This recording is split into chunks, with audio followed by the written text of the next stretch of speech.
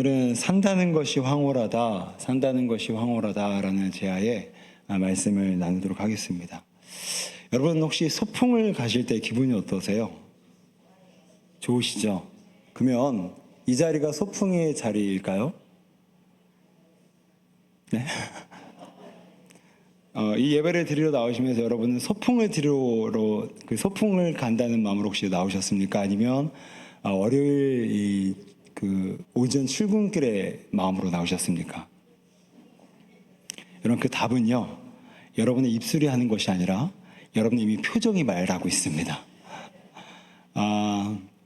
그 100주년 기념교회를 은퇴하신 이재철 목사님이 쓴 이 사랑의 초대라는 책이 있어요. 이 책에 보게 되면 이 목사님의 한 지인이 위중한 수술을 이제 앞두게 되었는데, 이 수술 직전에 이 천산병 시인의 귀천이라는 시를 떠올리며 기도를 했다고 합니다. 그 귀천이라는 시의 좀 마지막 그 문단을 보게 되면 이렇게 표현이 되어 있어요. 나 하늘로 돌아가리라. 아름다운 이 세상 소풍 끝내는 날 가서 아름다웠다고 말하리라. 이 시를 지은 이 천상병 시인은 인생을 뭘로 표현했죠? 소풍으로 표현합니다. 그래서 이 여자 성도분은 이렇게 이 문구를 붙잡고 기도했다고 해요. 하나님, 이 세상에 소풍 나왔다가 아름답고 즐거운 경험 많이 하고 돌아갑니다. 소풍처럼 기뻤고 설레었던 내 삶을 정리하고 하나님께 돌아갑니다. 만약 수술 후에 이 땅에서 깨어난다면 예전보다 더 아름답게 살겠습니다. 이 책에 따르게 되면 이 수술 결과는 대성공적이었고 이분의 소풍의 삶은 더 연장되었던 것이죠. 그래서 이분은 이 하나님께서 자신에게 주신 인생을 이 추가 인생이라고 여기고 더 소풍을 즐기듯 이 인생을 감격과 환희와 감격 가운데 살아가게 되었다고 합니다.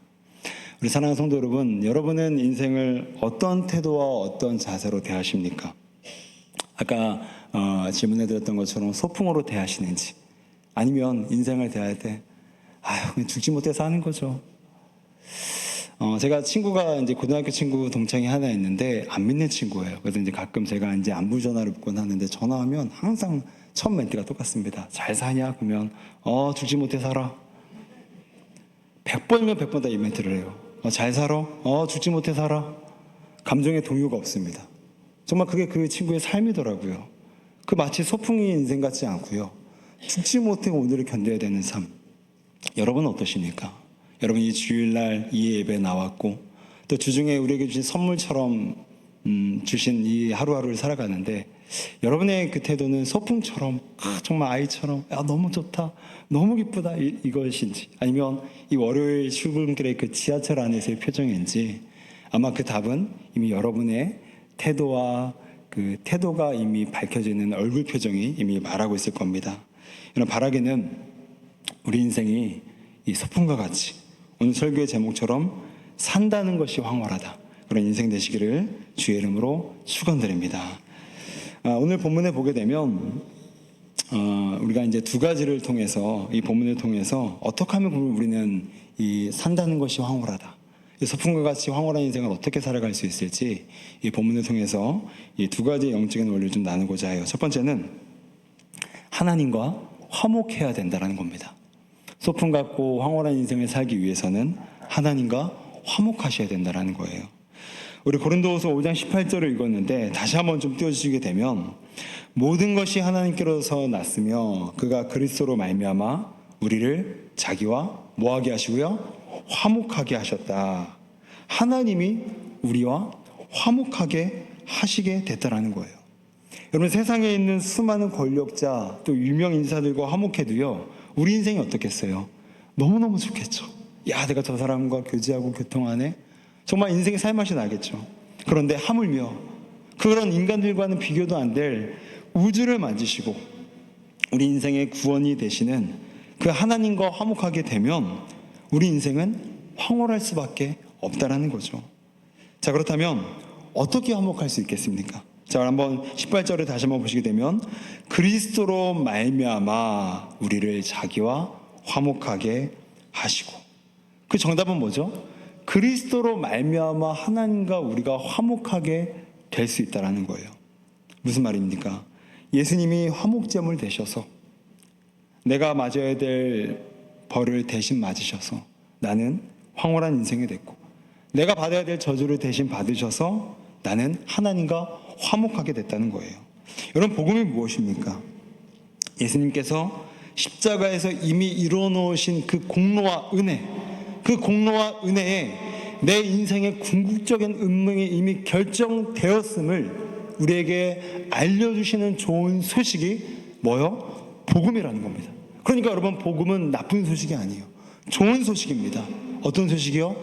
내가 아무 일 한 것이 없어도, 내가 어떠한 종교와 어떤 자격과 공로를 따지 않더라도 이미 예수님께서 십자가에서 이뤄놓으신 그 공로와 자격 때문에 내가 받을 벌 대신 받으셨고, 내가 받아야 될 저주 대신 받으셔서 우리 인생엔 벌도 정죄도 저주도 없음을 우리에게 알려주신 좋은 소식, 이게 바로 복음인 줄로 믿습니다. 아멘이 다 어디로 도망가셨어요? 아멘 찾아오셔야 됩니다, 여러분. 아멘이십니까? 네. 여러분, 근데 이 복음을 붙잡고 있는 사람은요, 황홀한 거예요. 아파도요, 가진 게 없어도요, 때로는 배신을 당해도요, 황홀한 겁니다. 왜요? 내가 더 열심히 해서, 내가 어떤 공로를 쌓아서, 내가 어떤 자격을 성취해서 내 인생이 더 잘 되는 것이 아니라 이미 예수님께서 십자가에서 이뤄놓으신 그 공로와 자격이 내 공로, 내 자격이 되어져서 나는 아무런 한 일이 없는데 정죄가 없어요. 나는 아무런 한 일이 없는데 저주가 없어요. 나는 아무런 한 일이 없는데 이미 은혜로운 인생을 시작했고 유지될 것이며 그 은혜는 우리 인생의 끝날까지 함께하게 될 줄로 믿습니다. 이 복음을 붙잡고 있는데 어떻게 인생이 황홀하지 않을 수 있겠냐고요. 그런데 문제는 이 고린도 교회는, 이 고린도후서가 이제 사도 바울이 고린도 교회를 향해서 보낸 편지인데, 이 고린도 교회는 이 복음을 붙잡지 않았습니다. 이게 바로 이제 실패의 귀착 이유가 된 거예요. 우리 고린도후서 11장 4절 말씀을 함께 좀 읽어보실까요? 우리 좀 길긴 하지만 한번 고린도후서 11장 4절 우리 자막을 함께 좀 참조하셔서 같이 읽도록 합니다. 시작.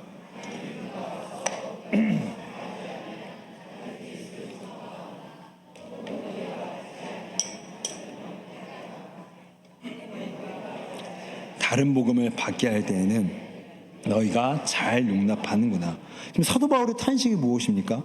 너희가 다른 복음을 받게 할 때는 너희가 잘 용납하는구나.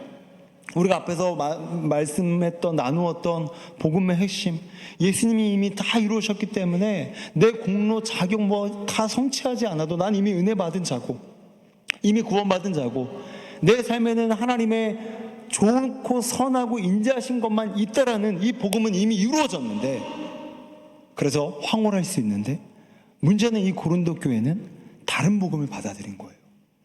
이 고린도 전서후서를 쭉 살펴보게 되면 뭐 여타의 것들도 있겠지만 크게 두 가지 이 고린도 교회는 다른 복음을 받아들인 징후가 보입니다. 첫 번째는요, 따라해 봅시다. 은사에 대한 잘못된 복음을 받아들였다. 여러분 왜 제가 자꾸 시키는지 아세요? 이유가 뭐죠? 네, 졸지 마시라고요.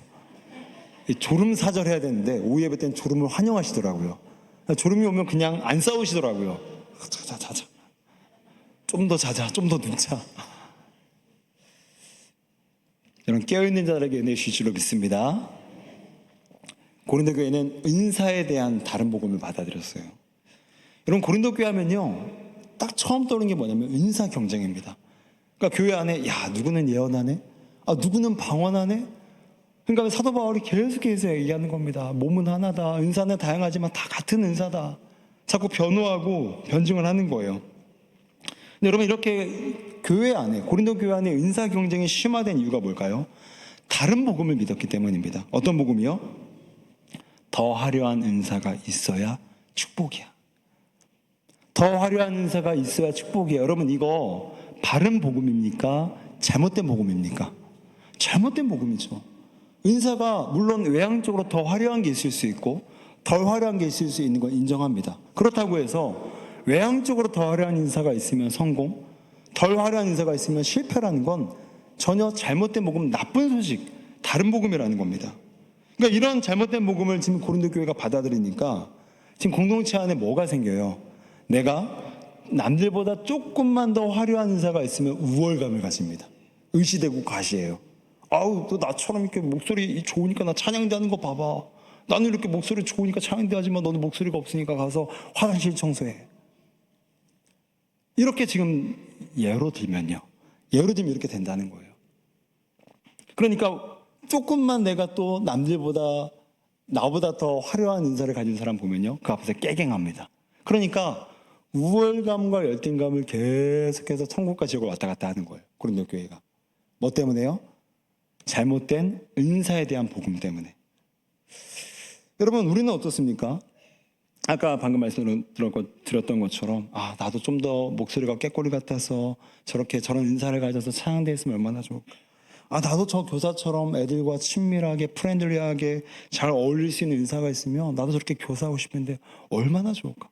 나도 저렇게 잘 가르치는 은사가 있어서 목사님처럼 설교하고 강의하고 양육할 수 있으면 얼마나 좋을까. 자꾸 비교의식과 열등감이 생기는 거예요. 그렇다면 은사에 대한 옳은 복음이 무엇입니까? 올바른 복음이 뭐예요? 하나님은 각자에게 가장 적합한 은사를 주셨다는 겁니다. 할렐루야. 여러분, 이게 복음, 은사에 대한 바른 복음이에요. 그러면 이런 복음을 받아들이면요, 열등감 있어요, 없어요? 없어요. 그거는 지 은사고 이건 내 은사지. 당당해집니다. 그리고 과시 못해요. 왜요? 우월감이 없으니까. 그냥 나는 내게 이걸 주신 거고 저분도 저게 적합하니까 저게 주신 거고. 이렇게 그 안에서 올바른 은사에 대한 복음이 있으면요, 은사에 대해서 자유함이 생기더라는 거예요. 저는 이제 설교를 하는 사람이다 보니까 저는 어떤 은사를 가진 사람이 좀 부럽냐면요, 달변가가 정말 부럽습니다. 달변가. 여러분, 저는 보험 들면 어디 보험 들어야 되죠? 주둥이 들어야 돼요. 주둥이가 안 나오는 순간 저는 사명 끝입니다. 설교하고 양육하고 가르치고 전도하고 다 입술로 하는 거잖아요. 그런데 달변가만 보면 저는 너무너무 부러운 거예요. 그러니까 이분들은 설교문 없어도 너무 유창하게 1시간, 2시간 속사포처럼 막 팍팍 튀어나오는 거예요. 저 같은 사람은요, 그게 안 되거든요. 그러니까 저도 어제 새벽 1시까지 설교했을 때 잔 거예요. 왜요? 그런 달변가가 아니니까.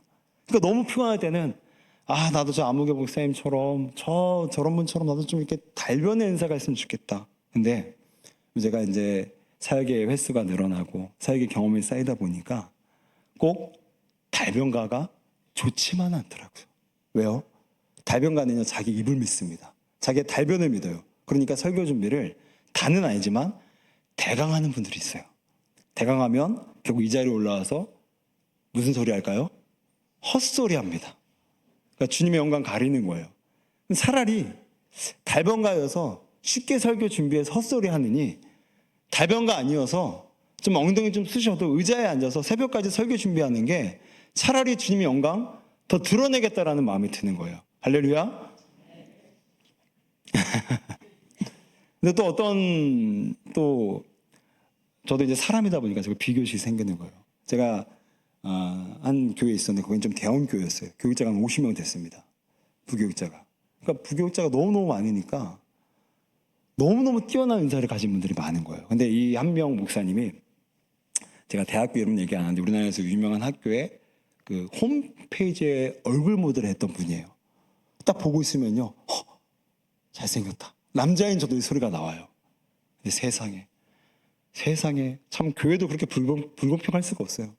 똑같은 목사여도요, 제가 아무리 열심히 섬기고 충성하고 막 이렇게 섬겨도요, 거들떠도 안 봐. 근데요, 이 잘생긴 분이요, 가서요, 그냥 가면 은혜가 되는 거예요. 그냥 서면 은혜가 되는 거예요. 서서 아무런 얘기 안 해도 목사님 진짜 막 흠모하는 그 눈빛이 막 보이는 거예요. 근데 여러분, 이것도요, 제가 사역 경험이 쌓이고 지나다 보니까 꼭 그 얼굴 인사가 좋은 것만은 아니더라고요. 왜냐하면 이분들은요, 피곤해요. 왜요? 자꾸 사역자가 사역해야 되는데, 좀 그런 말이지만 좀 그렇지만 자꾸만 꼬이는 거예요. 날파리가 꼬이고 여자 문제가 꼬이고 헛소문이 꼬이는 거예요. 왜요? 그게 얼굴값 하는 거더라고요. 근데 저는요, 그런 게 없어요. 너무너무 청렴하고 너무 깨끗해요. 여자 문제가 전혀 안 튀어나와요. 그러니까 저희 아내가 저를 교회 내보내도요, 안심하고 내보냅니다. 여보, 당신은 걱정할 게 하나도 없어. 꼬이지가 않아. 날파리 비슷한 거 하나도 날라오지가 않는데요. 제 사역 주변의 현장에는요. 그러니까 감사하더라고요.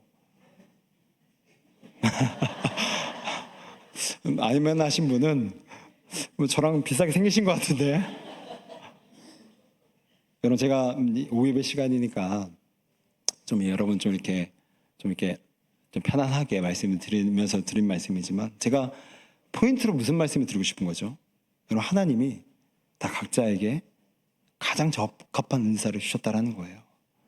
제가 달변의 은사가 있으면 안 되니까, 저 같은 사람에게 이 얼굴의 은사가 있으면 안 되니까, 그런 존재가 아니니까 하나님께서 안 주신 거고, 이 조광원이라는 사람에게 가장 적합한, 가장 알맞는 은사를 주셨다는 거예요. 그러니까 남 앞에서 나 이런 은사 했다고 의시될 것도 없고, 남 앞에서 너는 있는데 왜 나는 없어라고 쫄아줄 필요도 없다라는 거죠. 다 하나님의 원대한 계획과 섭리와 주권 속에서 그 사람의 인생과 그 사람의 사명 가운데 필요한 은사는 이미 다 허락하여 주셨다라는 겁니다. 이걸 믿으면 은사에 대한 잘못된 복음을 깨고 나가는 거예요. 그리고 올바른 복음을 받아들이는 겁니다. 아, 내게 주신 게 가장 내게 탁월한 거고 내게 가장 적합한 거구나. 그러니까 자유한 겁니다. 열등감, 우월감 그런 거 없는 거예요. 자, 그런가 하면 두 번째, 이 고린도 교회가 받아들인 다른 복음 두 번째는 뭐냐면요, 인지도에 대한 복음입니다. 여러분, 고린도 교회 사람들은요, 유명해지기를 원했습니다. 그걸 뭘 통해서 알 수 있죠? 고린도 교회에는 네 가지 분파가 있었어요. 예수파가 아니라 예수파, 바울파, 베드로파, 아볼로파. 유명한 사람들을 중심으로 파가 있었다는 것은 고린도 교회 사람들의 마음 가운데 뭐가 있다라는 거예요? 내가 그 사람과 잘 엮어서 나도 유명해지고 싶다, 나도 권력을 잡고 싶다라는 그런 욕구가 있음을 얘기하는 겁니다. 여러분, 이들이 왜 이렇게 인지도와 유명세에 대한 그 갈망이 있죠? 그들은 다른 복음을 받아들였기 때문입니다. 그 다른 복음이란 더 유명한 사람이 되어야 행복하다. 여러분 어떠십니까? 여러분은 어떤 복음을 받아들이세요? 유명해지면 행복하다, 이런 사상을, 가치관을 갖고 있으면요, 여러분 역시도 고린도 교회와 똑같이 다른 복음을 받아들이고 있는 겁니다. 그러면 삶이 어떻게 돼요? 불행해져요. 왜요? 끊임없이 유명해지고 싶고, 끊임없이 인정욕구 받아야 되고, 인정받아야 되고, 끊임없이 인지도가 올라가야 되니까 덜 유명하고 인지도가 없고 인정 못 받으면 삶이 곧바로 계속해서 열등감에 치우치는 거예요. 그렇다면 유명세에 대한 옳은 복음이 뭐예요? 유명과 무명의 가치를 떠나서 나의 가치는 이미 존귀한 인생으로 결정되었다는 겁니다. 아멘이십니까? 유명해져도 더 가치가 올라가는 것이 아니고, 무명하더라도 가치가 덜해지는 것이 아니라, 이미 나는 예수님께서 피값 주고 사실 인생일 만큼 나는 존귀하다라는 거예요. 내가 더 큰 공적과 업적을 세우면 더 인생이 올라간다, 이미 이건 다른 복음에 취해 있는 겁니다. 이 복음에 취했으면요, 그 욕망이 끊임이 없어요. 더 올라가야 만족하기 때문인 거죠. 그런데 유명함도 무명함도 나의 가치를 건드릴 수 없어. 난 이미 예수 안에서 존귀한 자야. 하나님이 나를 아셔. 그 유명세, 영적 유명세가 있는 사람은 세상의 유명세에 노란하지 않습니다. 여러분 보세요. 세상에 다 몰라주더라도 이 세상에서 가장 큰 권세를 지닌 하나님이 나를 아세요. 그게 영적 유명세죠. 이 영적 유명세가 있는 사람은 한낱 사람이 알아준다, 몰아준다 따위에 노란하지 않는다라는 거예요.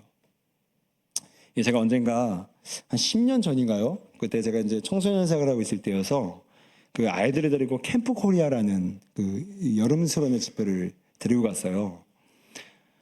그런데 멀리서 봤더니 한 2,000명, 3,000명 모이는 이제 초대형 집회인데, 멀리서 봤더니 그 찬양 인도자가 원웨이라는 팀인데, 그 찬양 인도자가 이제 저랑 한때 같이 사역했던, 그러니까 제가 형님으로 이제 형 부르는 이제 편한 사이여서 그 형인 거예요. 그래서 저는 이제 모른 채 했습니다. 그냥 사역하는 것도 바쁘고 2,000-3,000명 앞에서 이제 찬양 인도 하고 있으니까 바쁠 테니까. 근데 마지막 날 그 형이 저를 발견한 거예요. 한 2,000명, 3,000명 되는 그 군중 속에서. 그래서 조강훈 전 목사 이러는 거예요. 그러니까 순간 2천명, 3천명이 다 저를 보는 거예요. 여러분 제 마음이 어땠을까요? 뽕이요 그냥 올라갈 만큼 올라가고 막 뽕이 여기까지 올라간 거예요. 야, 내 뽕 2천명, 3천명 앞에서 그냥 유명 인사가 된 거죠. 제가 무슨 말씀 드리고 싶냐면 2천명, 3천명은 저를 아는 사람이 하나도 없습니다. 그런데 그 중에서 가장 탁월한 사역주였던 그 찬양인도자 그 형 목사가 저를 아니까 그 만족감이 2천명, 3천명 나를 몰라줘도 아무런 상관이 없는 겁니다. 마찬가지라는 거예요. 하나님이 나를 아십니다. 할렐루야. 하나님이 나를 아세요. 그 하나님이 나를 알아주시면요, 한낱 뭐 우리 청년이, 우리 장로님이, 집사님, 권사님이 나를 몰라줘도요 아무런 관계도 없는 겁니다. 아무런 하자도 안 되는 거고, 그 나의 인지도 유명세에 아무런 뭡니까 구속감을 주지 못하는 거예요. 그러므로 오늘 고린도 교회는요, 이 두 가지 은사와 유명세에 대한 잘못된 복음을 받아들였기 때문에 날마다 비교의식, 열등감, 우월감을 왔다 갔다 하는, 천국과 지옥을 왔다 갔다 하는 그러한 서글픈 교회가 됐다라는 거죠. 근데 여러분, 진정한 복음을 받아들이면 어떻게 됩니까? 하나님과 내가 화해했다라는, 그리스도로 말미암아 나는 아무런 한 것이 없는데 이미 나는 존귀한 자가 되었고, 예수님의 십자가에서 저주도 또한 벌도 정죄도 다 떠난 인생이 되었다. 이 복음이 얼마나 나를 위대하게 만들고 얼마나 나를 가치 있는 존재로 만드는지 모른다는 거예요. 그 복음을 붙잡고 살아가니까 삶에 어떻게 됩니까? 황홀한 인생이 되더라는 거예요. 이 복음을 깨닫고 인생의 큰 변화를 겪은 한 여인을 소개하려고 합니다. 실제 인물이에요. 다하라 요네코라는 인물인데요. 이 여인이 18살 때 어머니가 갑자기 돌아가셔서 자살을 시도를 하게 됩니다. 그래서 기차에 몸을 던져요. 그 결과 죽지 않게 됩니다. 그리고 한 팔과 두 다리가 다 잘려져 나갑니다. 남은 거라곤 남겨진 팔의 오른쪽 세 손가락만 남은 거예요. 병원에서 눈을 떴습니다. 죽지 못했구나. 서글펐어요. 죽었어야 되는데. 그리고 세 손가락으로는 자기를 죽이지 못하니까 수면제를 모으기 시작합니다. 또 죽으려고. 근데 수면제를 모으려면 여러분 시간이 걸리잖아요. 하루에 한 알, 두 알 주니까. 그래서 몇십 알을 모아야 먹어야 죽으니까 그 시간 속에서, 걸리는 시간 속에서 하루는 이 아카도시라는 일본인 한 청년과 그다음에 미국의 맥클로이 선교사라는 두 2인 1조의 병원 전도팀이 병원에 방문해서 이 오네코 이 자매를 만나게 됩니다. 그리고 예수 그리스도의 복음을 전하고 성경책을 선물로 주고 가게 돼요. 그들이 가고 나서 뭐 별거 있겠어라는 마음으로 성경을 폈는데 우연히도 오늘 본문의 말씀이었던 고린도후서 5장 17절과 18절 말씀을 주목하게 됩니다. 17절에서 뭐라고 하죠? 사도 바울이 그런즉 누구든지 그리스도 안에 있으면 새로운 피조물이라. 이전 것은 지나갔으니 보라 새 것이 되었도다. 이 말씀을 읽는데 영혼의 존재 파도가 막 밑바닥에서 올라오기 시작하는 거예요. 새로운 피조물이 되었다. 새로운 피조물이 되었다. 새로운 피조물이 되었다. 옛것은 지나갔고 새로운 피조물이 되었다. 보라 새 것이 되었다라는 선포가 자신의 영혼을 강타합니다. 그러고 나서 자신의 새 손가락을 봐요. 새로운 피조물을 하기는 너무 부끄러운, 너무나 초췌한 자신의 몸의 상태를 보게 되는데 그 전까지는 3개밖에 남지 않았구나. 죽어야지. 엄마 따라가야지. 그런 그녀의 인식이 복음을 붙잡고 복음을 경험하니까 3개나 남았구나. 복음을 만나기 전에는 3개밖에 없구나라는 인식이 복음을 만나니까 3개나 남았구나라는 인식으로 변화를 받게 됩니다. 그게 어떤 인식입니까? 나의 가치를 결정하는 것은 손가락 개수가 아니다. 그녀는 세상이 말하는 다른 복음을 치워버렸습니다. 너 손가락 3개밖에 없잖아. 너 인생 끝났어. 다른 복음. 너 인생 망했어. 다른 복음. 너 인생 더 이상 못 살아. 다른 복음. 그런 다른 복음에 심취해 있다가 성경에 말하는 복음, 세 손가락밖에 없지만 너는 새로운 피조물이다. 이 복음을 만나고 이 복음 속에서 자신을 평가하고 판단하니까 내 인생에 이렇게 위대한 가치가 있구나. 내 인생에 놀라운 가치가 있구나라는 사실을 깨닫게 됩니다. 그리고 그녀는 그 자리에서 복음을 영접하고 후에는 자신에게 복음을 증거해 주었던 이 아카도 씨와 결혼해서 2 아이를 낳고 행복한 선교사로서의 삶을 다시금 제2의 인생을 살아가게 됩니다. 사랑하는 성도 여러분, 여러분은 어떠십니까? 여러분은 황홀한 인생을 살아가십니까? 아니면 제 고등학교 동기처럼 죽지 못해 살아가십니까? 여러분, 예수님이 나를 사셨습니다. 예수님이 자신의 핏값을 흘리고서라도 나를 살 만큼 우리는 위대한 하나님의 형상을 지닌 놀라운 피조물인 줄로 믿습니다. 그러므로 내 재산이 세 손가락 같고 내 몸의 컨디션이 세 손가락 같고 하나도 잘 된 일이 없어요. 내 인생 자체가 세 손가락밖에 안 되는 것 같아서 이 찌질해보고 이 초췌한 인생 그만 살고 싶다라는 전혀 황홀함이 느껴지지 않는 우리 인생 속에서도 하나님은 새로운 피조물인 우리에게 놀라운 황홀한 인생을 선물로 주신 줄로 믿습니다. 그러므로 그리스도로 말미암아 예수 그리스도의 복음에 더 붙들리셔서 우리 인생 가운데 날마다 황홀한 인생 살아가는 저와 여러분 되시기를 주의 이름으로 축원드립니다. 그런가 하면 두 번째로 이 황홀한 인생을 살아가는 두 번째 영적 원리는요, 화목해야 하는 직분을 감당할 때 일어난다라는 거예요. 자, 우리 18절 말씀을 다시 한번 보시게 되면요, 자, 우리 끝부분만 좀 보실까요? 끝부분을 보시게 되면 우리에게 화목해 하는 직분을 주셨으니 라고 말을 합니다. 무슨 말이죠? 우리가 하나님과 화해해서 황홀한 인생을 시작했다라면 나만 만족하지 말고 이제는 화목하게 하는 직분을 감당하라는 것이 사도 바울이 우리에게 주는 황홀하게 되는 영적 원리 두 번째라는 겁니다. 우리 고린도후서 10장 10절 말씀을 좀 자막을 좀 보시게 되면요, 그들의 말이 그의 편지들을 무게가 있고 그 힘이 있으나 그가 몸으로 대할 때는 약하고 그 말도 시원하지 않다. 이게 무슨 말이죠? 사도 바울이 사람들에게 조롱당하는 겁니다. 뭐라고요? 그 사람은 글로는 좀 힘이 있는 것 같은데 직접 대면에서 보면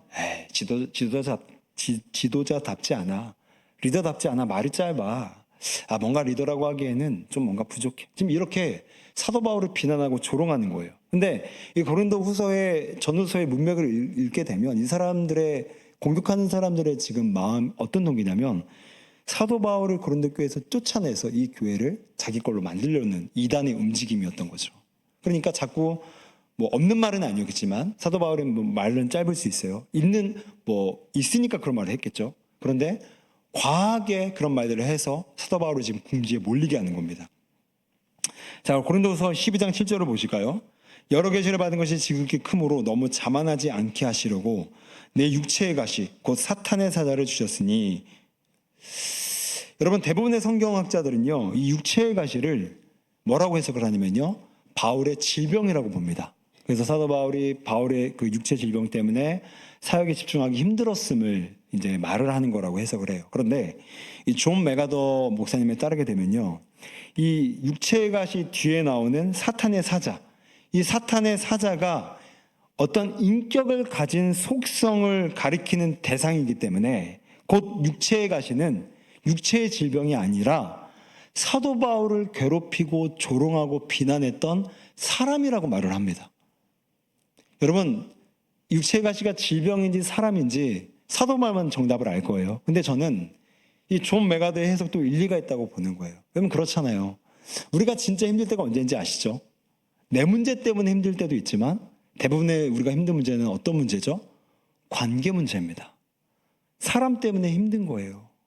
사람 때문에 힘든 거예요. 저도 아까 이제 청년부 설교 때 잠깐 언급했던 부분인데 어떤 아내가 그러는 거예요. 야, 우리 남편은 로또 남편이다? 그랬대요. 그러니까 사람들이 물어봤대요.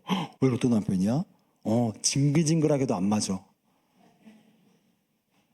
아마 이걸 아직도 못 받아들인 분들은 아마 집에 가서 이따 샤워하실 때 웃으실 것 같은데, 그럼 무슨 말이죠? 관계가 쉽지 않다라는 겁니다. 맞춰 가려고 애쓰는 부부도요, 관계가 쉽지 않다라는 거예요.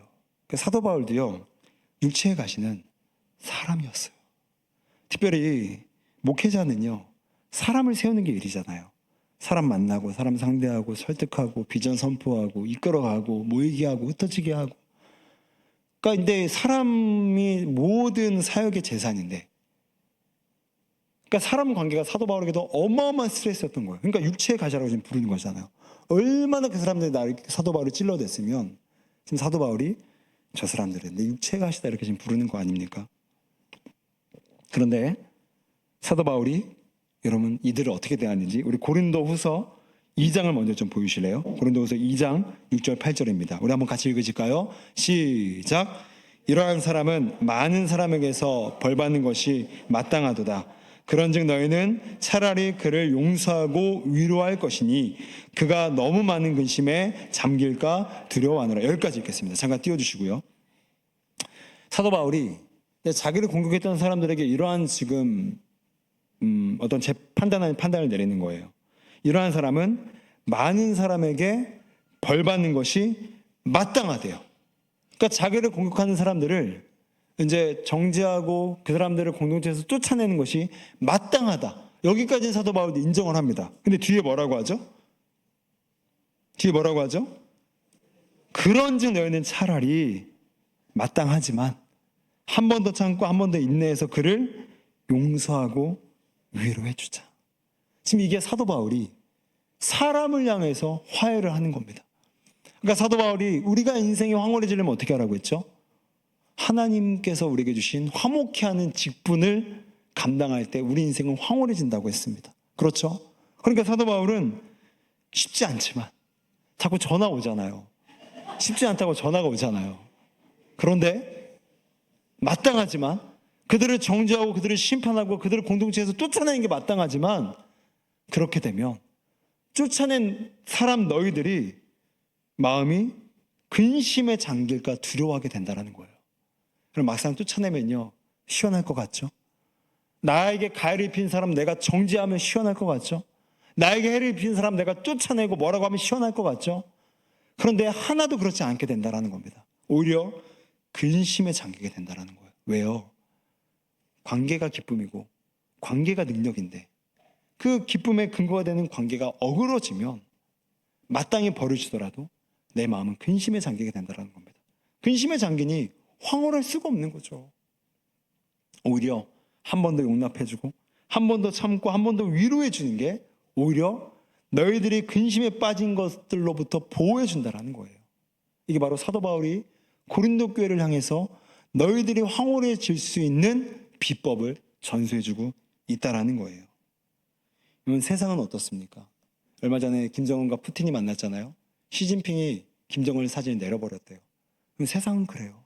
내게 조금만 흠집을 주고 내게 조금만 열받게 해도요 그 사람을 정죄합니다. 사진 내려버리는 거예요. 그런데 우리 그리스도인들은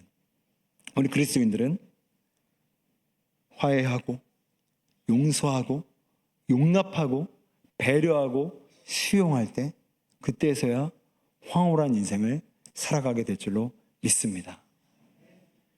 한 성도가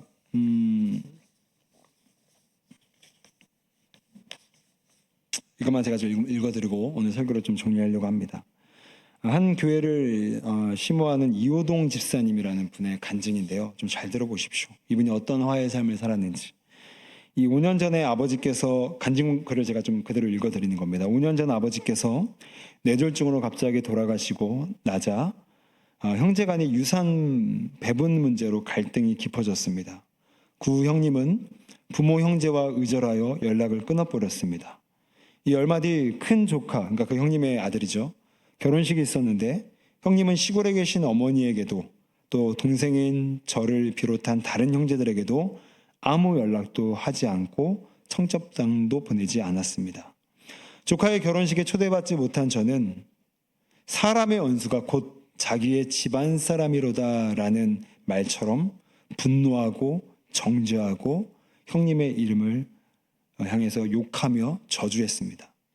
그러다 교회 소그룹 모임에서 이런 저의 이야기를 나누었습니다. 그러자 지체들은 제게 꼭 큰조카의 예식에 참여하여 동생으로서의 할 도리를 다하라고 권면해 주었습니다.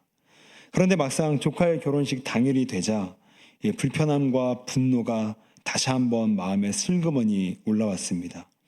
유교적 사고방식으로 형님과 조카에게 무시당했다는 생각이 들면서 참석하고 싶지 않은 마음도 커져만 갔습니다. 하지만 그날 큐티 말씀을 묵상하면서 바로 저는 결혼식장으로 가게 됩니다. 결혼식장에서 형님은 제 인사는 받아주었지만 저에게 말을 걸거나 또 저를 마주 보지 않았습니다. 그리고 저의 시선을 피했습니다. 이후 저는 피로연해서 형님에게 먼저 다가가서 안부를 여쭙고 양해를 구한 뒤 손을 잡았습니다. 그리고 속으로 주여 저의 죄를 고백하오니 부디 저의 형제를 화해시켜 주옵소서라고 짧게 기도했습니다. 언약의 하나님이 제가 엎드러져서 주께 기도하니 그리고 결혼식을 마치고 귀가한 형님에게 다시 한번 축하 인사를 드리며 형님 사랑합니다 라고 입으로 고백했습니다. 차남인 저는 중간에서 형제간의 분쟁을 조율하지 않고 형평성만을 강조하며 가시같이, 육체가시죠, 가시같이 찌르는 말로 형님의 마음을 아프게 했던 동생입니다. 이제는 그것을 인정하고 회개하며 믿지 않는 어머니와 또 형님에게 제 삶으로 빛되신 주님을 전할 수 있기를 소망합니다. 여러분, 이 동생은요, 형님을 향해서 가시라고 부르지 않더라고요. 오늘 이 간증의 글의 제목이 가시 같은 동생입니다. 그러니까 이 사람은요, 인간적으로 보면 다 피해자예요. 동생은요, 청첩장도 안 보내, 연락도 안 해, 무시해, 대화도 안 해. 그런데 그 형님을 가시라고 부르지 않고 내가 형님을 찌른 내가 가해자입니다 라는 고백을 하게 돼요.